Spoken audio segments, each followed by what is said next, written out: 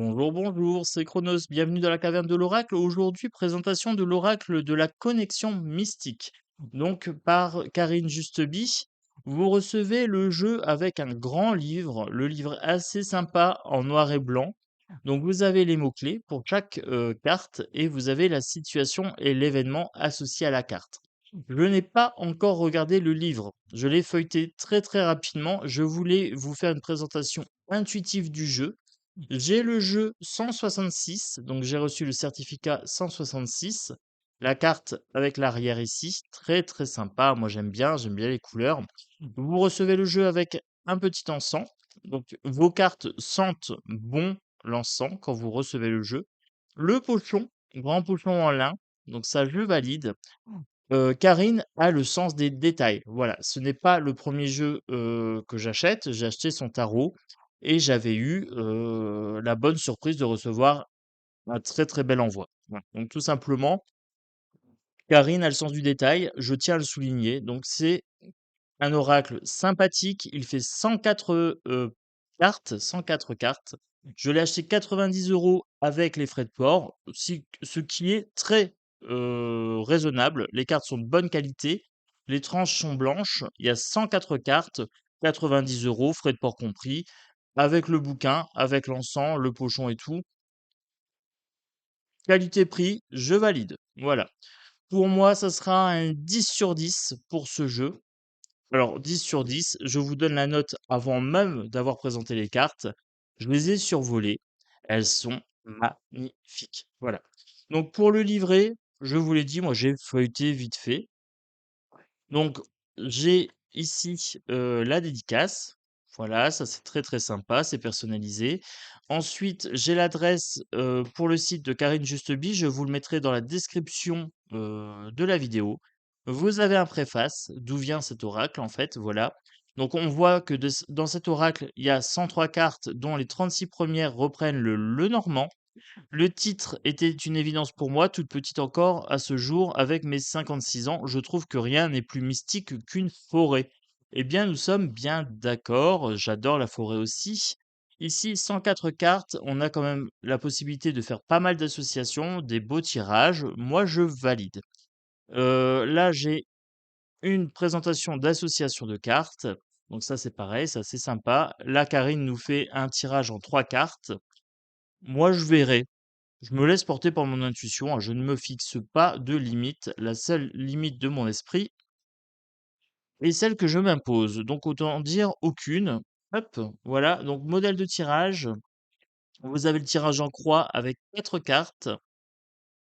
Ensuite, ensuite, qu'est-ce qu'on a? On a les remerciements. On a des petits smileys. Euh, Ah, j'aime bien. Bon, ça fleure bon la bonne humeur quand même. Ça fleure bon la bonne humeur. Je valide l'énergie du bouquin.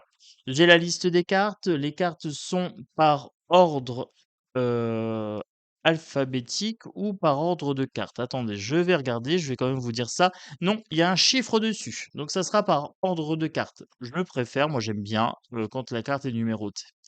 Donc, vous avez des mots-clés dessus. Je vais vous lire par exemple pour le cavalier. Voilà, je vous montre celle-ci. Mots-clés, information, mouvement, nouvelle, visite, situation, événement. La carte du cavalier symbolise un porteur de nouvelles, qu'il s'agisse d'une personne de notre entourage ou d'une personne inconnue. Celle-ci sera porteuse d'informations. Les cartes avoisinantes vous donneront des précisions sur ces informations. Voilà, donc là, vous avez par exemple pour la première carte. C'est assez succinct. Pour moi, c'est suffisant. Moi, j'aime bien travailler en intuitif. Si je prends une carte, ici la carte du vampire, 45, dépendance, addiction, sans scrupule, situation, événement. Le vampire peut représenter un personnage qui aime que les gens dépendent de lui, peut représenter un personnage avec des addictions. Vous dépendez de ce genre de personnage ou peut représenter le consultant. Le vampire aime prendre aux autres pour son train de vie sans scrupule. Voilà, peut représenter un sentiment de rejet ou un accident. Voilà, donc ça c'est par exemple pour une carte comme ça que je prends au hasard. Le scarabée, le travail, le courage, l'ombre, peur et face cachée. Voilà. Allez, sans plus tarder, je vous montre le jeu. Il est magnifique. J'irai assez rapidement. Je le ferai en intuitif. Regardez ces cartes, elles sont superbes. Oui. Là, pour le coup, c'est assez compliqué de le tenir en main, puisqu'il est quand même assez conséquent, mais j'ai des grandes mains, donc ça passe. Le cavalier ici, on est sur les 36 premières cartes, c'est celle du Lenormand. Donc là, on a les nouvelles, là, on a la chance avec le trèfle. Ici, le vaisseau, on peut parler de solitude, d'éloignement, voilà, de distance, de voyage.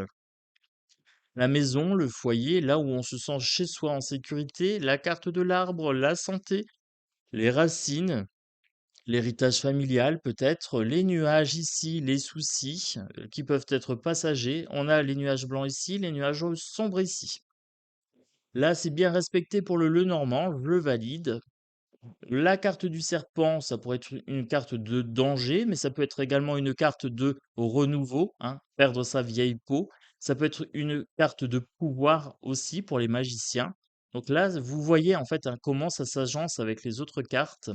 La carte du cercueil, quelque chose qui prend fin, quelque chose qu'on enterre, qu'on veut cacher, dissimuler. Euh, la carte du bouquet, ici, ça peut être un cadeau. Voilà, ça peut être un cadeau ici pour la carte du bouquet. La carte de la faux, une rupture. On met fin à quelque chose ici avec cette carte. La carte de la verge, là, nous avons une carte de dispute. Ok? Dispute, besoin de faire du nettoyage, peut-être aussi, hein. On a la carte du balai. Alors, si j'ai bien compris, Karine, quand elle a fait l'oracle, quand elle a mis verge pour trouver les images, je vous laisse deviner sur quoi elle est tombée. Voilà. La carte des oiseaux, la communication, on peut être sur le babillage aussi. La carte de l'enfant. Alors j'aime bien celle-ci. Il y a un petit côté féerique, hein, je suis assez fan. La naïveté, l'enfance, voilà, la pureté. La carte du renard, on est sur la ruse, sur l'intelligence. Il est très très beau ce renard, j'aime bien, j'aime bien. Je ne sais pas si c'est son mari qui a fait les illustrations, mais je sais qu'il a un bon coup de crayon. Voilà, donc beaucoup, beaucoup de talent. C'est un couple talentueux au niveau des oracles. La carte des étoiles, elle est superbe. Voilà, on a une sorte de cosmos ici, avec une sorte de drapage énergétique. C'est vraiment très, très beau. La carte de la cigogne, ça peut être la nativité, ça peut être les projets ou avoir les pieds sur terre. Voilà. Soyez assez intuitif, soyez large dans vos interprétations. La carte du chien, elle est superbe. On dirait un chien classique et en même temps féerique. Voilà. Donc ça, c'est très très beau. La carte de la tour, protection, administration, emprisonnement. Voilà. La carte du jardin, le côté people, le côté un petit peu mondain. La carte de la montagne, ici, les difficultés, le chemin à parcourir, les choses qui sont cachées, prendre de la hauteur. La carte du chemin ici, le choix à faire, le chemin à parcourir aussi également. Les souris, elles sont trop belles, elles sont trop choupies. Dans le Lenormand, c'est le grignotage énergétique. Voilà, ça peut être la maladie également. La carte du cœur, avec les racines et tout ça, bah, c'est l'amour, hein, c'est les relations. La bague, les alliances, ici, les unions, ça peut être un mariage. Le livre, les connaissances, les secrets. Alors là, on a un livre qui est fermé. J'aurais tendance à dire les secrets, du coup, le mystère, voilà, avec cette carte du livre. Quand c'est ouvert, j'aurais plutôt tendance à dire les connaissances. La lettre, des nouvelles, ici, voilà, on reçoit des nouvelles, ou un écrit, ou un mail, des courriers. La carte de l'homme, très très jolie, et la carte de la femme, qui se font face. Voilà, donc je vous les montre comme ça. Très très sympathique, ça pourrait être le consultant ou le conjoint ou la personne la plus proche de celle-ci ou de celui-ci. L'hélice, carte de pureté. Voilà, je vais assez succinctement, hein. Les 36 premières cartes, ce sont le normand, donc c'est assez facile pour moi. La carte du soleil, une mise en lumière, un réchauffement, passer à l'action aussi, hein. C'est le côté masculin, la carte du soleil. La carte de la lune, on est plutôt sur de l'intuition, de la passivité, de la réceptivité. On peut être sur la magie, sur le mystère, sur les choses dissimulées également. Là, on avait une mise en lumière, là, on a plutôt une mise en ténèbres, d'accord? La clé, le destin, l'ouverture aussi, hein, l'ouverture sur le monde. Les poissons, c'est plutôt l'abondance, une carte d'abondance ici. La carte de l'encre, c'est la stabilité, mais ça peut être aussi être entraîné vers le fond, ça dépendra de comment elle est associée. La carte de la croix, ici, on est sur une fin. On est aussi sur la rencontre du corporel et du spirituel, l'horizontal et le vertical qui se rejoignent ici.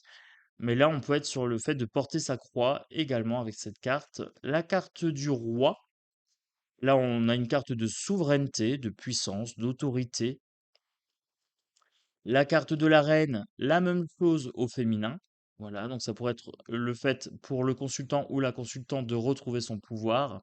Un pouvoir d'action ou un pouvoir de fertilité et d'intuition. Voilà, vous pouvez interpréter. Je ne sais pas comment c'est amené dans le livre. Je n'ai pas triché. Voilà, je n'ai pas regardé. Donc je t'avouerai, si jamais tu regardes cette vidéo, Karine, je n'ai pas lu le livre pour l'instant. Je voulais faire de l'intuitif. La carte de l'air, on est sur les gardiens des portes de l'Est, à droite pour la magie. On est sur le mouvement, sur l'intellect, ici aussi au niveau du tarot. La carte de la Terre, gardien des portes du Nord, de la stabilité et de la fertilité. Ici, on est sur Gaïa, par exemple. Là, on est sur Éole. La carte du corbeau, le messager, le passeur d'âme. Bon présage ou mauvais, tout dépendra de la carte qui va l'accompagner. Ici, la carte de l'eau, gardien des portes de l'ouest. À gauche, nettoyage énergétique, intuition, clairvoyance. Ici avec l'eau.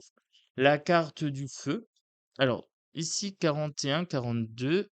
Je regarde. Non, non, c'est bien ça. Le corbeau est inséré entre toutes les cartes d'éléments. Alors, la carte du feu, gardien des portes du sud.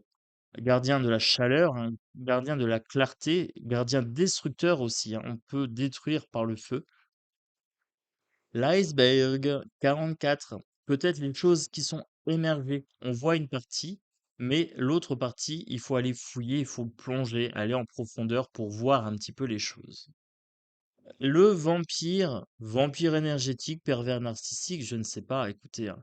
Là, on a une personne assez toxique quand même. Ça peut être le consultant ou ça peut être une personne dans votre entourage qui vous vampirise. Ça peut être une situation également qui vous demande beaucoup d'énergie. D'accord?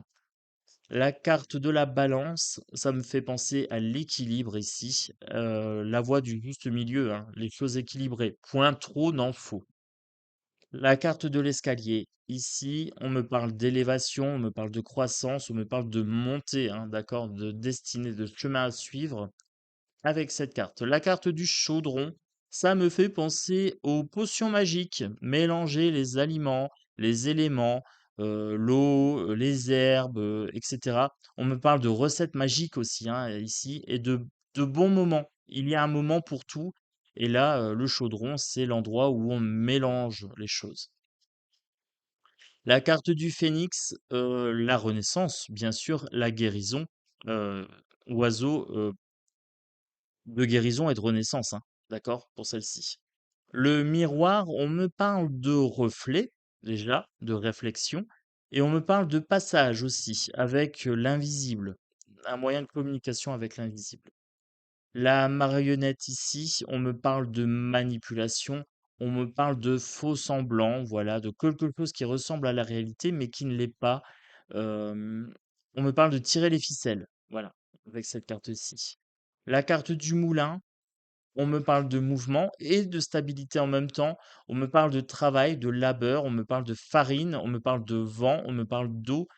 Quelque part, j'ai une alliance entre l'air et l'eau, vous voyez? Et en même temps, cette terre qui stabilise. Donc je ne sais pas comment elle est amenée celle-ci dans le livre, mais là, j'ai une notion aussi de travail, d'accord? De labeur.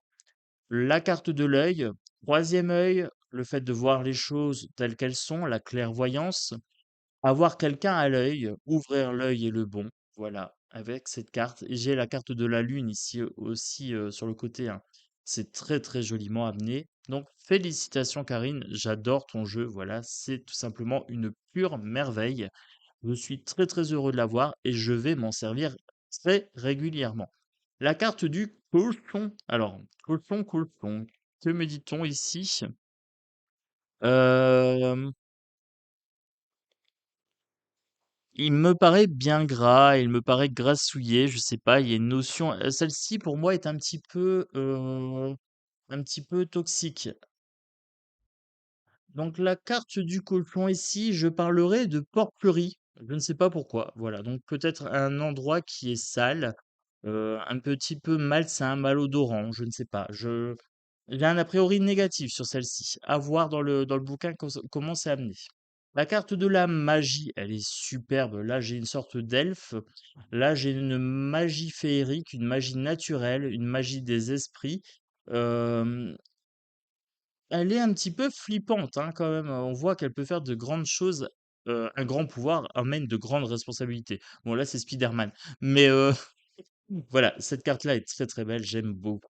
La carte de l'épée, on me parle de tranchée. D'accord? Là, on me parle de pouvoir, on me parle de puissance, on me parle de combat. Euh, Ça me fait penser un petit peu au glaive Excalibur. Voilà, le fait de trancher les choses, hein.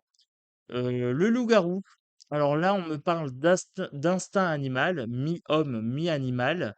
Hem, le loup, forcément, ça me parle. Je suis mi-homme, mi-loup, hein, vous me connaissez, je suis Chronos, le mage du temps. Le loup blanc et donc forcément cette carte est un peu particulière. Là, je j'aurais tendance à dire que c'est mon pendant.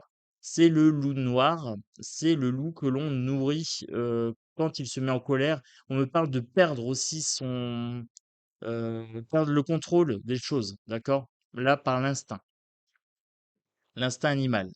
La roue, les choses qui changent, qui bougent, qui sont en mouvement. Voilà, donc la carte de la roue.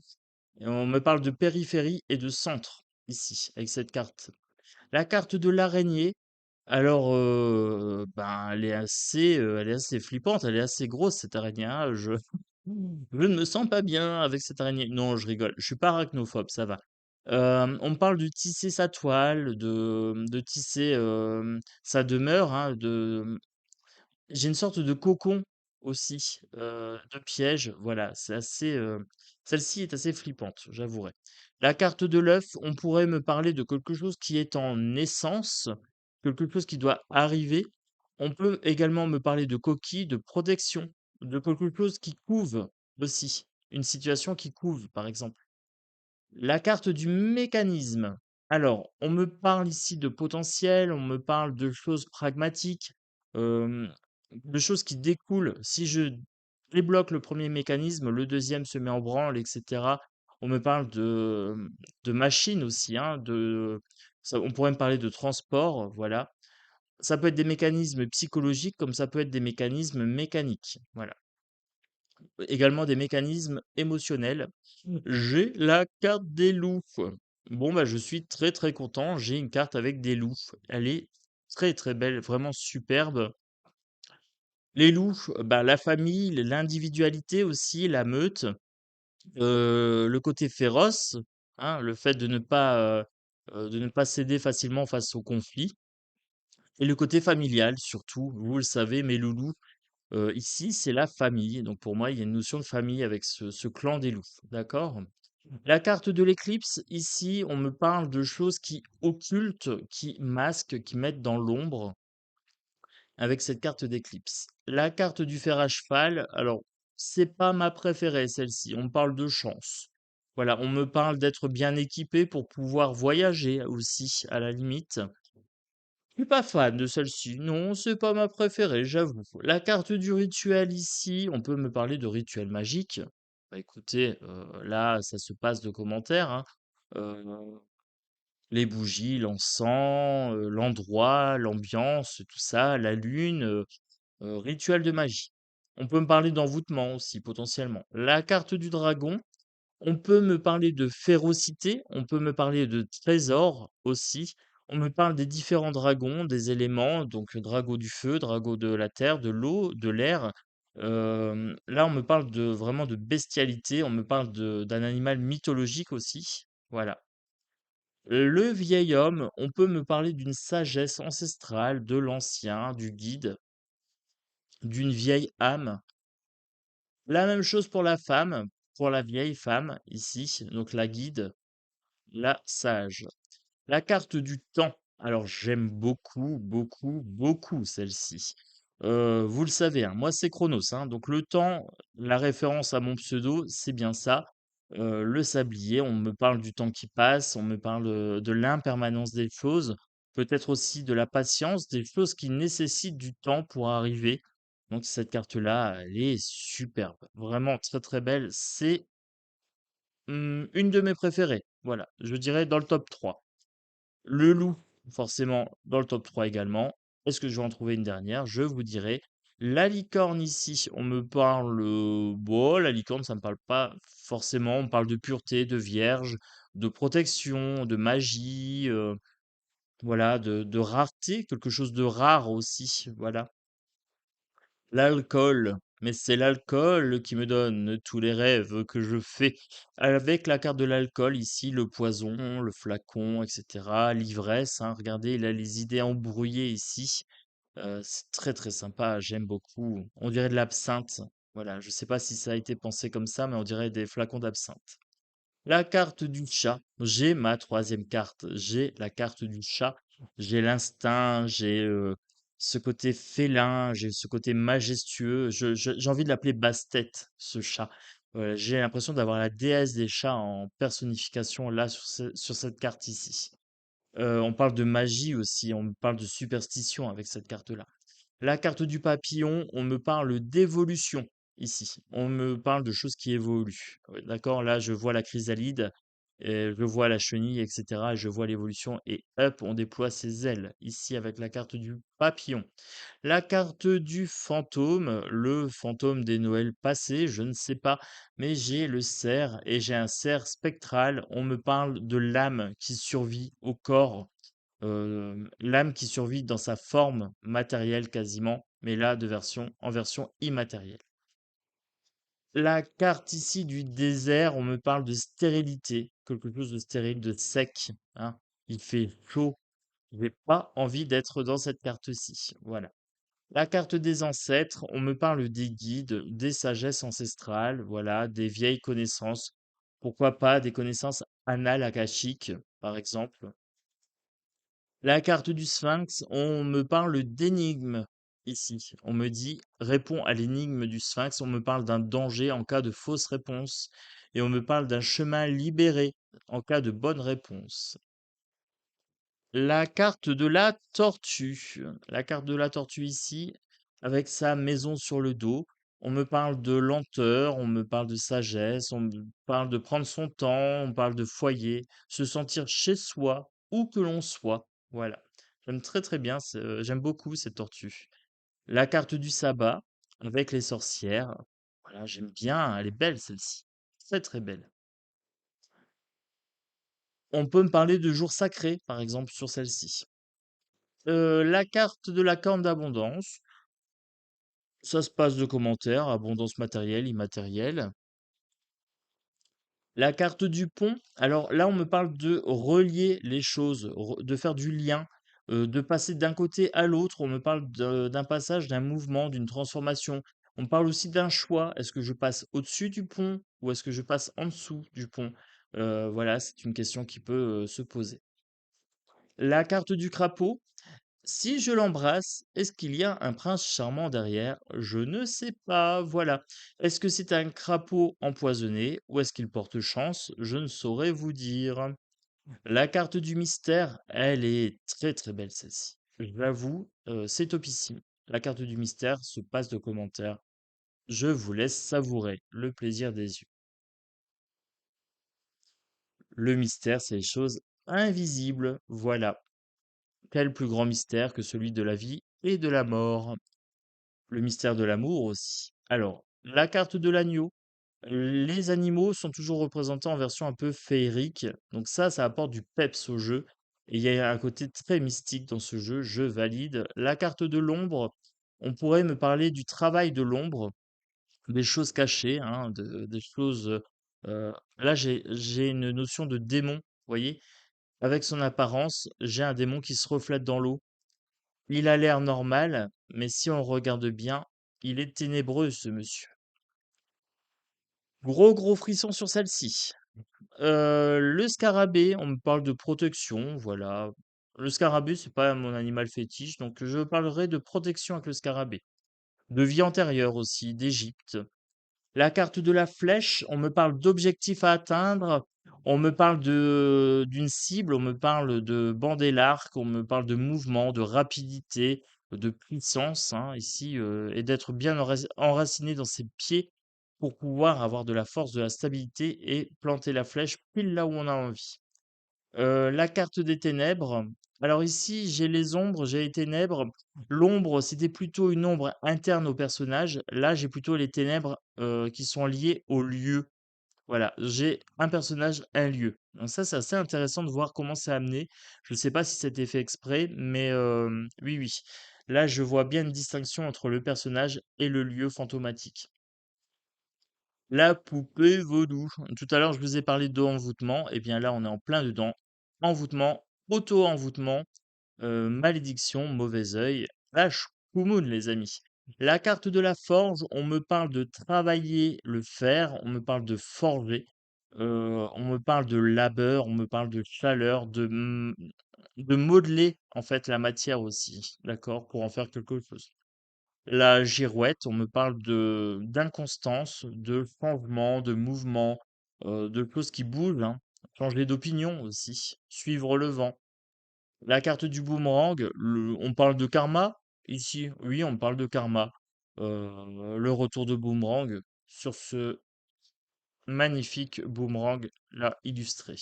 Alors, la carte du fuseau, on pourrait me parler du destin, on pourrait me parler des moires, les moires qui filent le destin, d'accord? Heu, Ça me fait penser aussi au fait de se piquer sur le rouet là-bas.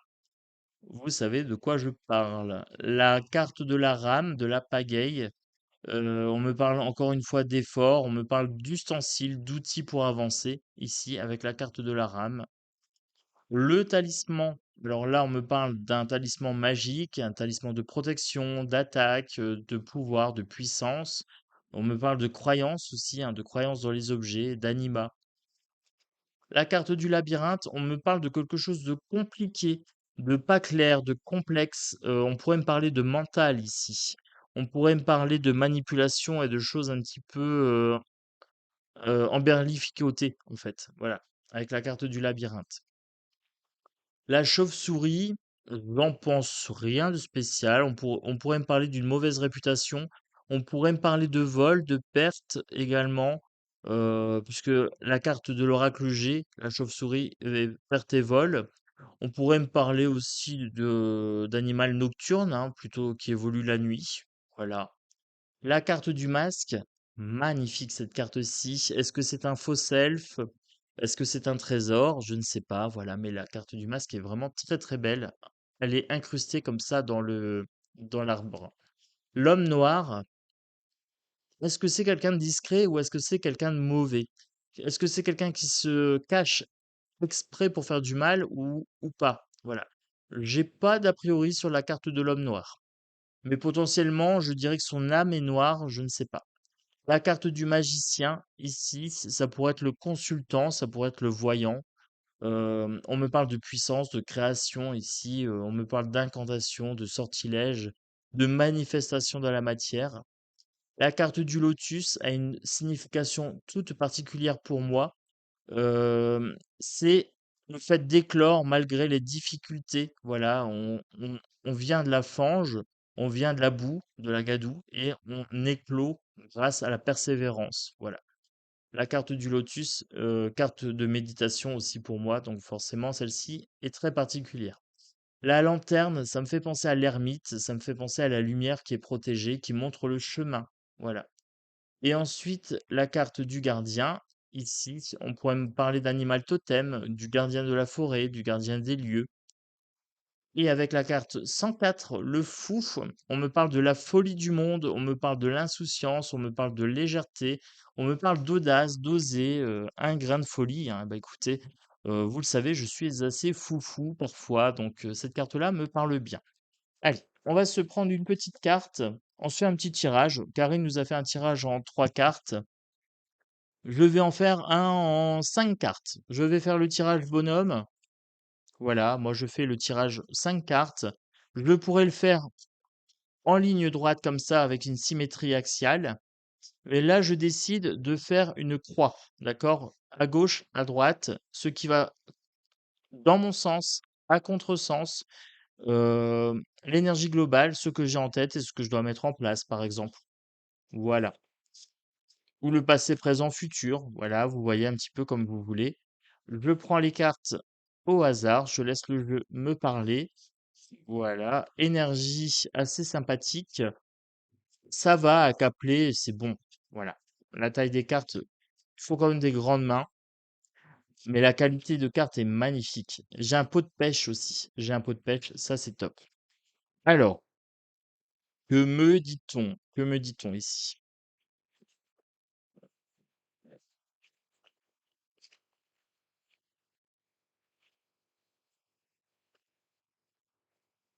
Alors, en énergie centrale, j'ai la carte du Sphinx. On me dit que je suis face à une énigme. D'accord? Il y a quelque chose qui me turlupine. On me pose une question, mais je sèche un petit peu. D'accord? J'ai la carte du serpent, j'ai la carte du cercueil. Ici, on me dit que c'est une énigme fatale, quelque chose d'important. On me dit d'aller chercher dans l'oubli. Il y a peut-être de creuser aussi, hein, pour aller chercher le cercueil pour déterrer. On me dit de creuser, d'aller creuser la question. La carte du serpent, on me dit de muer, d'accord? On me dit de perdre mon ancienne peau. Pourquoi pas aussi faire preuve de puissance et de pouvoir, hein. On me parle de magie ici très très clairement. Avec la carte du girouette, on me dit de mettre les choses en mouvement, d'accepter les opinions des autres personnes et d'en tenir compte. Voilà, je tiens compte des opinions des autres. Donc ici, et avec la carte du roi en tête, gardez en tête que vous êtes souverain lorsque vous faites des choix dans votre vie. Vous êtes souverain, c'est vous qui décidez et c'est vous qui allez assumer les conséquences. Avec cette carte du roi ici, c'est clairement une carte de souveraineté et de pouvoir personnel, de potentiel personnel qui apparaît. Là, j'ai un tirage assez mystique, assez énigmatique. Je me demande si je ne vais pas devoir faire une petite méditation pour aller creuser le mystère des cartes de Karine, tout simplement. Aller creuser un petit peu plus dans le livre. Voilà. Donc, j'espère que cette présentation vous a plu. C'est une présentation intuitive comme je sais le faire. Voilà. Aujourd'hui, je voulais vraiment pas être influencé par le bouquin. Le livre existe, tout est là. Voilà. J'espère que cette présentation vous a plu, vous a peut-être donné l'envie d'acquérir ce magnifique oracle. Donc moi, je vous embrasse fort. Je vous remercie d'avoir regardé la vidéo jusqu'au bout, d'avoir liké, de partager, de commenter. Vous me direz ensuite, hein. Je vais faire un petit clin d'œil à Karine. Je vais transmettre le lien de présentation de la vidéo. Voilà, ma belle. J'espère que cette présentation te convient. Je l'ai fait avec mon cœur, avec mon intuition, avec les connaissances et la sensibilité qui sont les miennes. Voilà. Et tout simplement, un grand merci pour ce bel oracle. C'est toujours du bon boulot. Je te l'ai dit, tu as beaucoup de talent. J'apprécie tes oracles. Donc, c'est un plaisir pour moi de présenter ce jeu. Tout simplement. Je vous embrasse fort, les amis. Je vous dis à très très bientôt sur la caverne de l'oracle. Et puis, il y a de fortes chances que ce jeu apparaisse souvent dans mes tirages. Principalement aussi le lundi, jour de la lune, jour de la magie. Allez, c'est pas tout ça, mais on va couper, hein. Mais oui, toutes les bonnes choses ont une fin. Ciao, ciao. Un gros bisou à tous.